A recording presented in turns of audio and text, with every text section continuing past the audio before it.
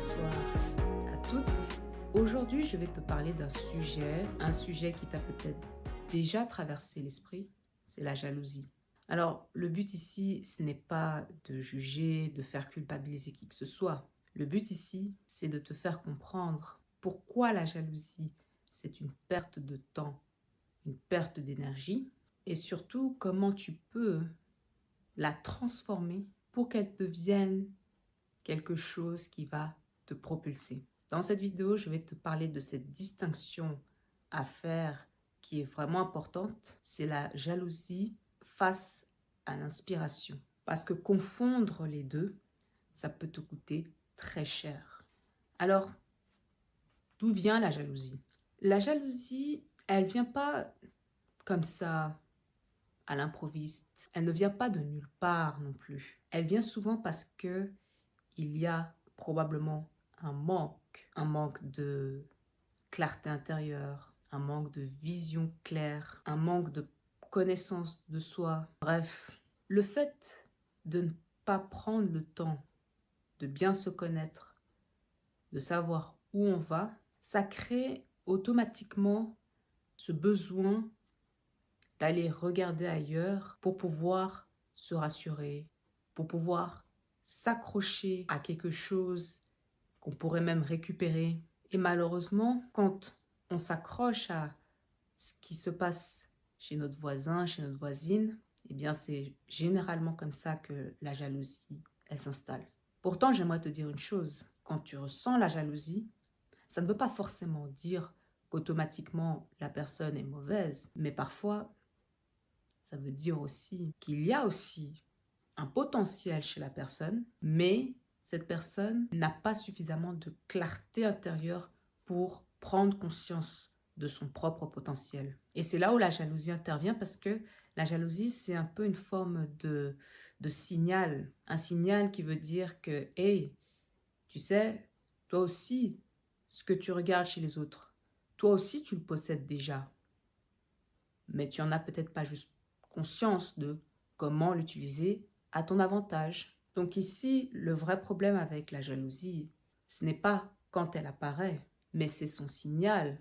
Quand il est là, qu'est-ce que tu en fais avec? Tu sais, quand la jalousie arrive, il y a généralement deux façons d'agir avec cette jalousie ou de réagir. Tu as malheureusement, quand la jalousie apparaît chez certaines personnes, une des premières réactions, c'est de laisser tomber, de tout arrêter, de se plaindre, de critiquer, de juger, de jalouser, de se comparer.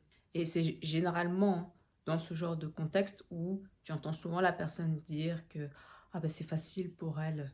Ah mais moi aussi, si j'avais ça comme elle, si j'étais comme elle, j'aurais pu aussi avancer, j'aurais pu réussir. Ça, c'est une des premières réactions qu'on peut voir autour d'une personne jalouse. Tu as aussi une autre forme de réaction d'une personne jalouse, c'est que quand elle voit quelque chose chez une personne qui fait mieux une activité, un projet, qui est en tout cas plus en avance dans un domaine en particulier, bien là, malheureusement, la personne jalouse a cette tendance à tout prendre de la personne. Quand j'ai dit tout, c'est tout reprendre.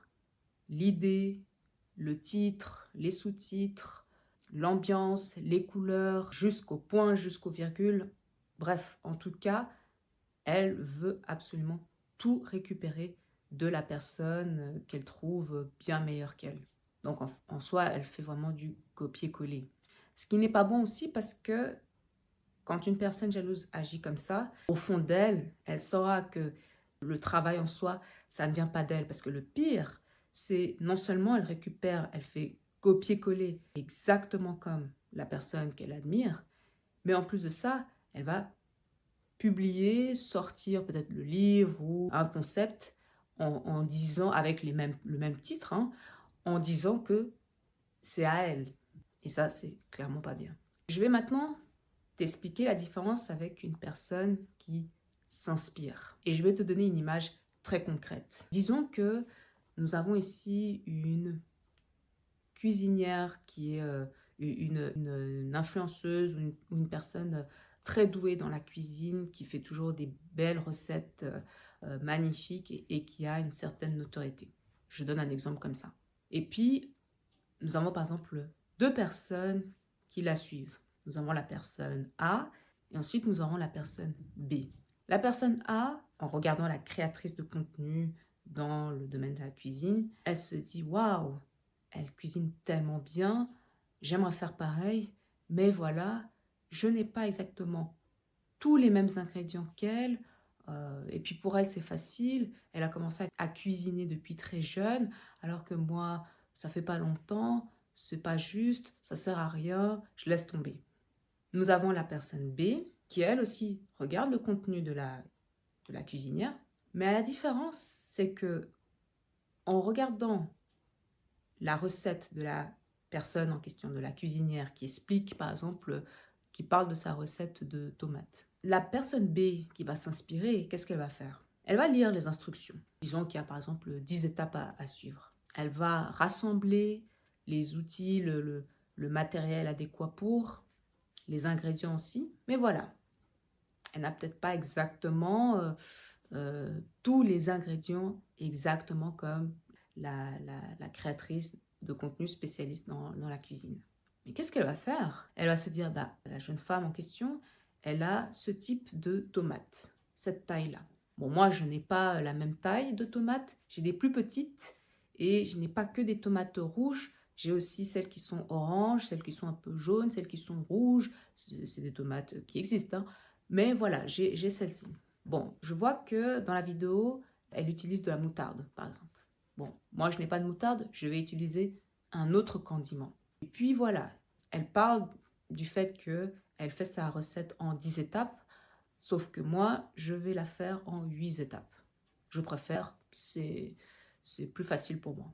Au final, la personne B, elle va arriver aussi à une recette, elle va arriver aussi à une sauce tomate en suivant les instructions, en ayant une base, comme la créatrice qui l'explique dans ses vidéos. Mais la personne B va venir avec sa touche, avec ses ingrédients en plus, avec son énergie, avec ses 2-3 idées qu'elle a ajoutées, avec sa signature. Donc elle n'a pas simplement fait du copier-coller en reprenant tout, puis en disant que c'est à elle, ou elle n'a pas abandonné parce qu'elle n'avait pas exactement les mêmes ingrédients que la créatrice de contenu.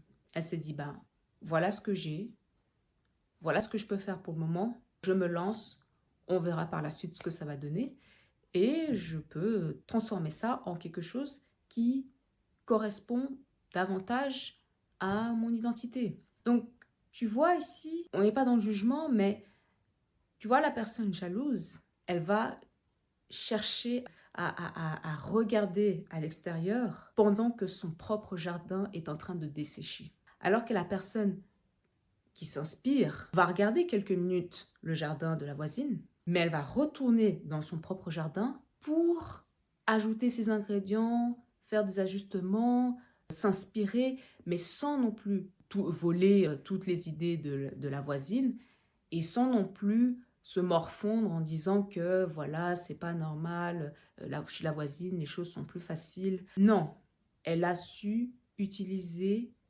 des éléments pour constituer sa marque, son histoire. Et je ne sais pas si pour toi ça te concerne, mais pour arriver à cet état, comme la personne B qui s'inspire, ça demande vraiment un calme intérieur. Ça demande des moments où tu prends du recul, tu analyses la situation et tu commences maintenant à voir, observer comment tu peux appliquer certains aspects chez toi, dans ton domaine, sur ton chemin. La jalousie, elle est là aussi quand on est excité, surexcité, parce que comme j'ai dit au départ, on manque de structure, on manque de clarté et on se sent frustré et il y a un besoin de trouver un fautif, un coupable, trouver un autre moyen de se rassurer, alors que quand on fait ce travail intérieur sur soi, c'est comme ça qu'on arrive aussi à se dire, bon, ma voisine, elle avance, elle est déjà en avance, elle fait du bon travail. Bravo à elle. Mais moi, j'ai mon chemin aussi sur lequel j'ai aussi des choses à faire et j'ai aussi mon potentiel qui va m'aider à avancer sur mon chemin dans mes projets, ma mission, mes objectifs à atteindre. Et c'est pour ça que j'insiste beaucoup sur le fait d'avoir de la clarté, la structure pour éviter de se laisser disperser. Et pourquoi j'ai fait cette vidéo? Parce que sur son chemin, sur son avancée, c'est très facile aussi de regarder à gauche, à droite et de rester scotché sur le jardin de la voisine, alors que sur notre propre chemin aussi, on a aussi des herbes, des fleurs qui ont besoin aussi d'être nourries. Et donc là, moi, je voulais vraiment montrer que les conséquences de la jalousie, c'est que ça t'amène à plus de surcharge mentale et à une fatigue qui te décourage à ne plus avancer. Alors que toi aussi, tu as ta recette, tu as tes tomates, tu as aussi tes outils, ta méthode, tes étapes. Certes, c'est bien de s'inspirer d'une autre personne pour avoir la base, pour avoir un point de départ pour se situer, un point de départ pour démarrer, pour s'inspirer. Ensuite, il faut oser.